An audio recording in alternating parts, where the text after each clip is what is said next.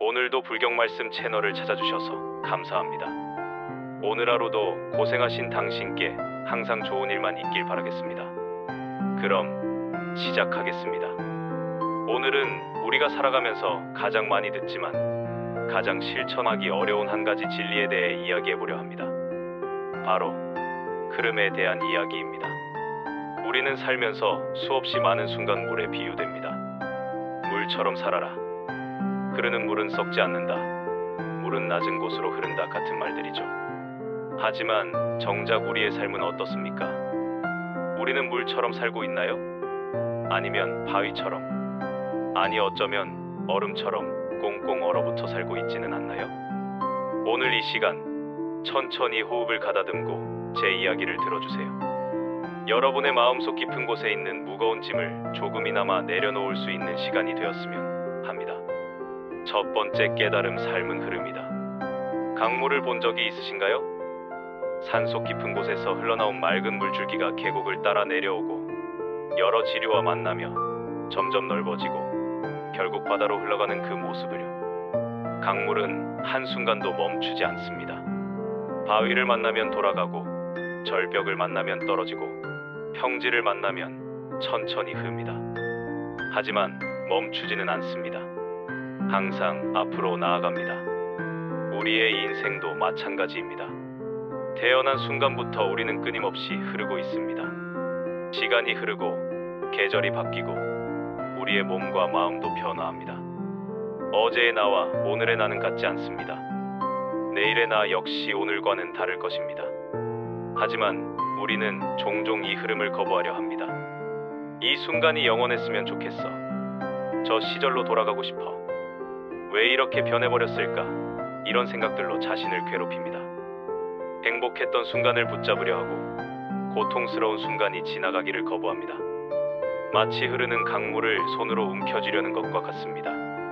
당연히 물은 손가락 사이로 빠져나가고 우리 손에는 아무것도 남지 않습니다. 이것이 우리가 이해해야 할 첫 번째 진리입니다.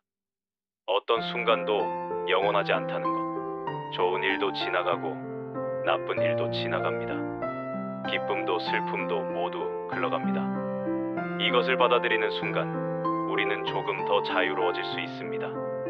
좋은 순간을 붙잡느라 애쓰지 않아도 되고 힘든 순간이 영원할 거라는 두려움에서 벗어날 수 있습니다. 두 번째 깨달음, 애쓰는 것과 집착하는 것은 다르다. 많은 분들이 오해하는 부분이 있습니다. 흐름에 맡기라는 말을 아무것도 하지 말라는 뜻으로 받아들이는 것이죠. 절대 그렇지 않습니다. 물을 다시 생각해 봅시다. 강물은 가만히 멈춰 있지 않습니다. 끊임없이 움직이고 바위를 만나면 깎아내고 길을 만들어 갑니다. 하지만 강물은 내가 반드시 이 바위를 깨뜨리고야 말겠어 라고 집착하지 않습니다. 그냥 흐를 뿐입니다. 그렇게 흐르다 보면 자연스럽게 바위가 깎이고 길이 만들어집니다. 우리도 마찬가지입니다. 노력은 해야 합니다. 열심히 일하고 공부하고 관계를 가꾸어야 합니다. 하지만 결과에 집착하며 자신을 괴롭히는 것은 다른 문제입니다. 시험을 준비한다고 생각해 봅시다. 열심히 공부하는 것은 좋습니다. 하루에 몇 시간씩 책상 앞에 앉아 노력하는 것, 그것은 당연히 해야 할 일입니다. 하지만 나는 반드시 1등을 해야 해. 만약 떨어지면 인생이 끝이야 라고 생각하며 자신을 몰아붙이는 것은 집착입니다. 일도 마찬가지입니다. 맡은 일을 성실히 하고 최선을 다하는 것은 중요합니다. 하지만 이 일이 성공하지 못하면 나는 쓸모없는 사람이야. 동료보다 뒤처지면 안 되라며 자신을 채찍질하는 것은 집착입니다. 집착과 노력의 차이는 무엇일까요? 노력은 과정에 집중하는 것이고 집착은 결과에 매달리는 것입니다. 노력은 자신을 성장시키지만 집착은 자신을 소진시킵니다. 농부를 생각해 보세요. 농부는 땅을 갈고 씨를 뿌리고 물을 주고 잡초를 뽑습니다. 이것이 노력입니다.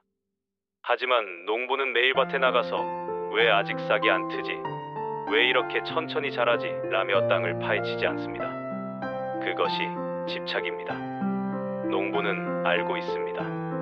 자신이 할 수 있는 일을 다 했다면 나머지는 자연의 흐름에 맡겨야 한다는 것을요. 햇빛과 비, 바람과 시간이 씨앗을 자라게 할 것이라는 것을요. 우리도 그래야 합니다.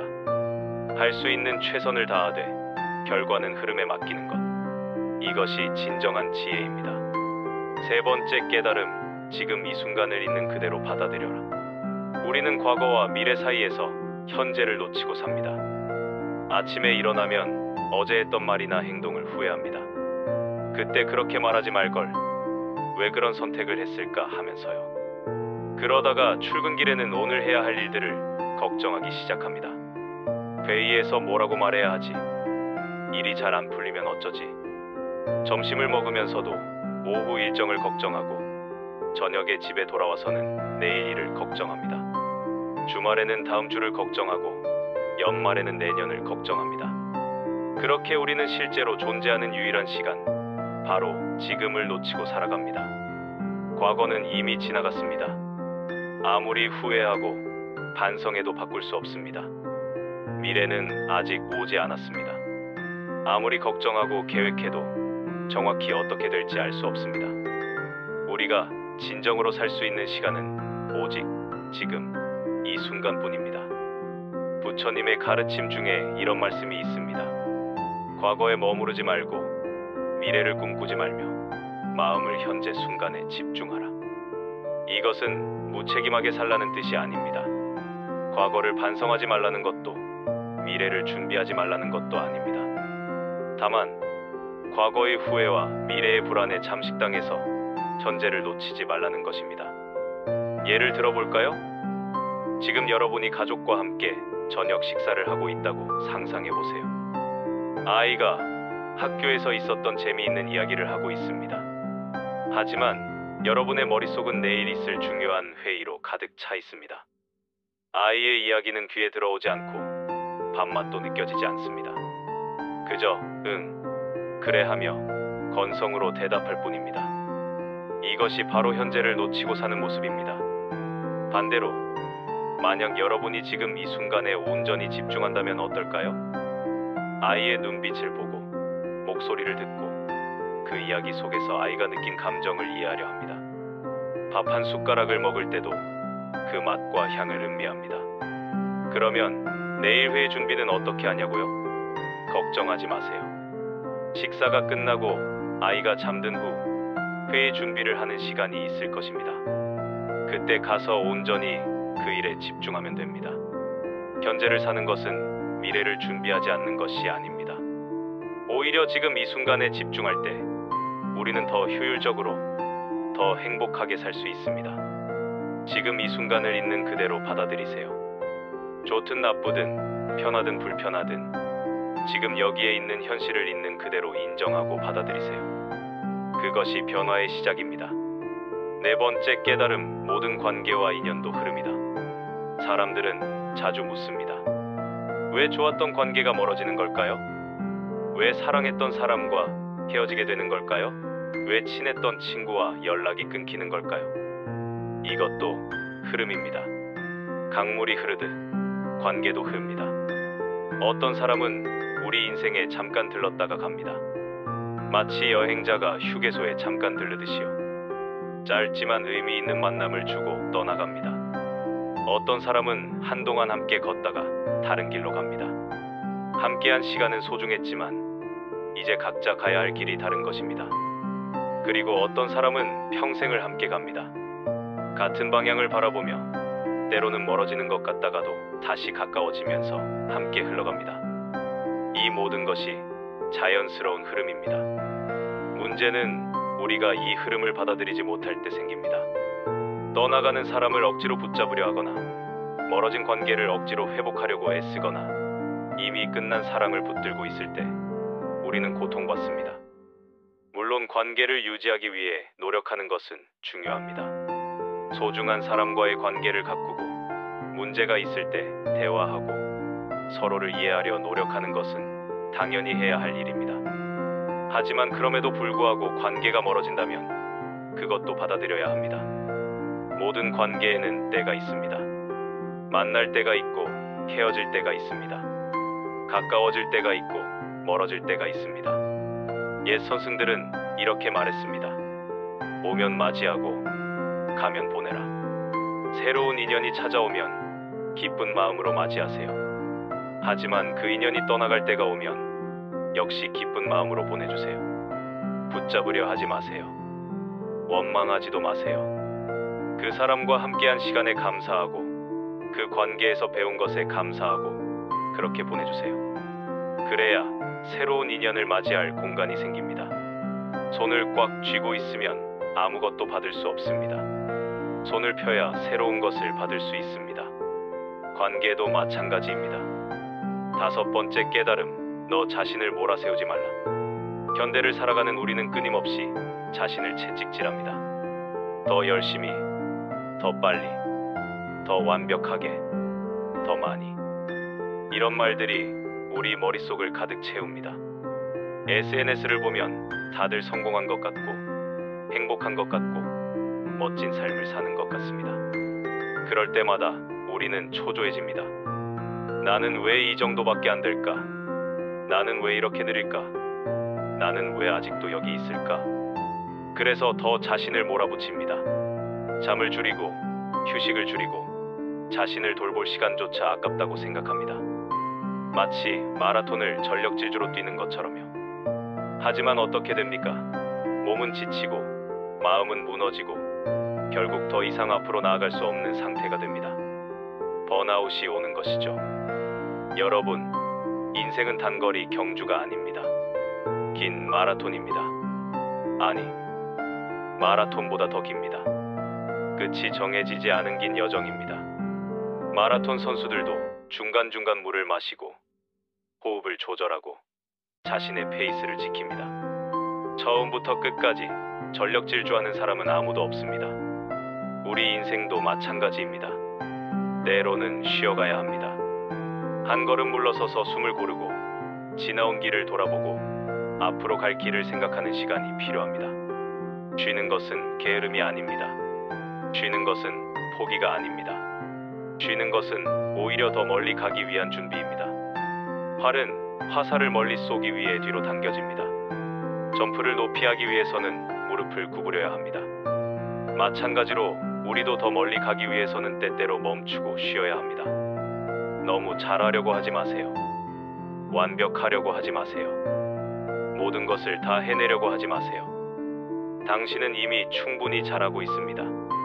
당신은 이미 충분히 노력하고 있습니다. 가끔은 자신에게 이렇게 말해주세요. 수고했어. 잘하고 있어. 괜찮아. 천천히 가도 돼. 이것이 자기 자신을 사랑하는 방법입니다. 6번째 깨달음, 놓아버릴 때 비로소 자유롭다. 모든 가르침의 핵심은 결국 여기로 돌아옵니다. 바로 놓아버림입니다. 고통을 붙잡고 있는 것은 다른 누가 아닌 우리 자신입니다. 과거의 상처, 미래의 불안, 이루지 못한 꿈, 잃어버린 것들, 원망과 분노. 이 모든 것을 붙잡고 있는 것은 우리 자신입니다.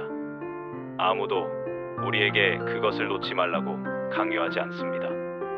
우리가 스스로 꽉 쥐고 있는 것입니다. 왜 우리는 고통을 놓지 못할까요? 여러 이유가 있습니다. 어떤 사람은 그 고통이 자신의 정체성이 되어버렸기 때문입니다. 나는 상처받은 사람이야. 나는 불행한 사람이야 라는 정체성이요. 어떤 사람은 놓는 것이 패배를 인정하는 것 같아서입니다. 이렇게 포기하면 내가 진 거잖아 라고 생각하는 것이죠. 어떤 사람은 그 고통이 익숙해서입니다. 오랫동안 안고 살았던 고통은 어느새 친구처럼 느껴지기도 합니다. 그것을 놓으면 텅 빈 것 같고 불안한 것입니다. 하지만 진실은 이렇습니다. 노는 것은 패배가 아닙니다. 오히려 승리입니다. 고통에 대한 승리입니다.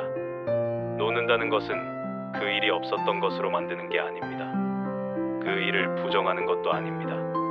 다만 그것이 더 이상 나를 정의하지 않도록 하는 것입니다. 그것이 더 이상 나를 지배하지 않도록 하는 것입니다. 손에 뜨거운 석탄을 쥐고 있다고 상상해보세요. 그것은 당신의 손을 계속 태울 것입니다. 그런데 당신이 이건 내 거야, 놓을 수 없어라고 말하며 계속 쥐고 있다면 어떻게 될까요? 손은 계속 타들어갈 것입니다. 하지만 그것을 놓는 순간 고통은 즉시 멈춥니다. 상처는 아물기 시작합니다. 노는 것이 쉽다는 말은 아닙니다. 때로는 정말 어렵습니다. 오랫동안 붙들고 있던 것일수록 더 어렵습니다. 하지만 놓을 수 있습니다. 한 번에 완전히 놓지 못해도 괜찮습니다. 조금씩 천천히 놓아도 됩니다. 오늘 조금 놓고 내일 또 조금 놓고 그렇게 천천히 손가락의 힘을 빼나가면 됩니다. 어느 순간 완전히 놓아버리게 될 것입니다. 그리고 놓는 순간 여러분은 알게 될 것입니다. 진정한 자유가 무엇인지를요. 이 가르침을 현실에 적용하기. 자, 이제 이 모든 이야기를 우리의 실제 삶에 어떻게 적용할 수 있을까요? 일이 잘 풀리지 않을 때 이렇게 말해보세요. 나는 이미 최선을 다하고 있다. 결과는 자연히 따라올 것이다. 사람 관계에서 마음이 지칠 때는 이렇게 생각해보세요. 머무를 인연은 머무르고 떠날 인연은 떠난다. 미래가 불안할 때는 자신에게 이렇게 말하세요. 지금 할 수 있는 것만 하면 된다. 스스로를 과하게 몰아붙이고 있다면 이렇게 말해주세요. 쉬는 것도 노력의 일부다.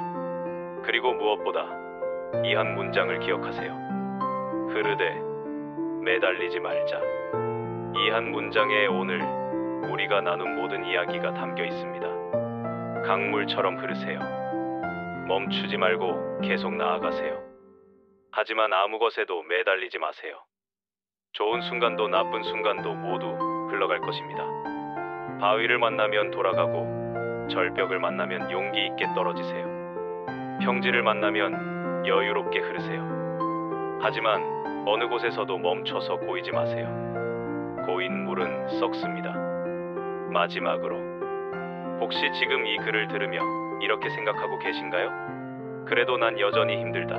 놓는 게 너무 어렵다. 그건 아주 정상적인 반응입니다. 오히려 그렇게 느끼는 것이 자연스럽습니다. 왜냐하면 놓는다는 것은 기술이 아니라 연습이기 때문입니다. 한 번에 완벽하게 할 수 있는 것이 아닙니다. 계속 연습하고 실패하고 다시 시도하면서 조금씩 나아지는 것입니다. 자전거 타는 법을 배울 때를 기억하시나요? 처음에는 계속 넘어졌을 것입니다. 균형을 잡기가 너무 어려웠을 것입니다. 하지만 포기하지 않고 계속 시도했더니 어느 순간 탈 수 있게 되었습니다. 놓아버리는 것도 마찬가지입니다. 처음에는 어렵습니다. 자꾸 다시 붙잡게 됩니다. 하지만 계속 연습하다 보면 어느 순간 자연스럽게 놓을 수 있게 됩니다. 그러니 서두르지 마세요. 자신을 재촉하지 마세요. 천천히 자신의 속도로 가면 됩니다. 오늘 하루 이 가르침 중 단 하나만이라도 실천해보세요. 한 번만이라도 현재 순간에 집중해보세요. 한 번만이라도 자신을 몰아세우지 않고 쉬어가보세요. 한 번만이라도 붙잡고 있던 무언가를 조금 놓아보세요. 그 작은 시도가 모여서 큰 변화가 됩니다. 물 한 방울이 모여 강이 되듯이요. 여러분은 천천히 조금씩 가볍게 만들어가는 존재입니다. 그것으로 충분합니다. 오늘도 수고하셨습니다. 내일도 당신은 잘해낼 것입니다. 그릇에 매달리지 말고 가볍게 살아가시길 바랍니다. 감사합니다.